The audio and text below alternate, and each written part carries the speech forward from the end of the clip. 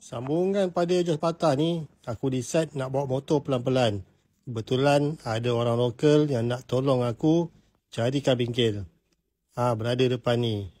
Tadi dia berhenti, lepas tu dia bagi tahu kat depan tu ada bengkel. Sekarang ni dekat bengkel. Tapi bengkel ni dia tak ada welding. Dia pun terkejut macam mana motor baru exhaust boleh patah. Dekat bengkel tadi tak boleh repair. Repair enjin boleh lah. Jadi terpaksa tolak pelan-pelan. Motor tak boleh running sebab perjalanan jauh lagi. Nak sampai hotel lebih kurang 100 km dari bengkel tadi. Sekarang ni dah sampai dekat hotel Butterfly.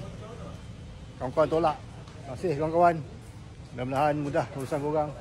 Ini hari tolak motor 100 lebih kilometer. 100 corner. Sekarang ni tengah tengok ini exhaust dia. Sama tak dengan QJ. Tapi tadi tengok macam lain. Dia punya saiz manifold pun tak sama. Bincang dulu malam ni. Nak buat macam mana? Sama dia nak buka exhaust ke. Ni ada staff tolong tengok-tengokkan. Terima kasih ya. Baik diorang. Ni dia masuk itu naik. Dia main kat ni dulu. Lain sikit lah. Macam OL. Macam OL. Tak apalah, malam ni kita bincang dulu apa nak buat. Okey, nanti update.